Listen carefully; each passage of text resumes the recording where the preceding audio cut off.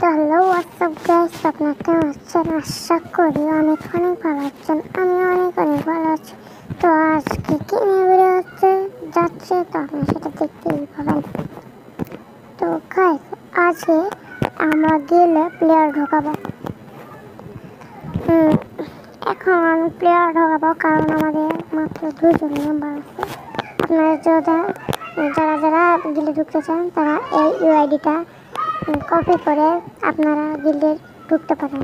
আপনারা এই ইউআইডিটা কপি করে আমাকে ফ্রেন্ড লিস্ট পাঠাবেন, আমি অ্যাকসেপ্ট করে আপনাদের গিল্ডে ঢুকে দেব।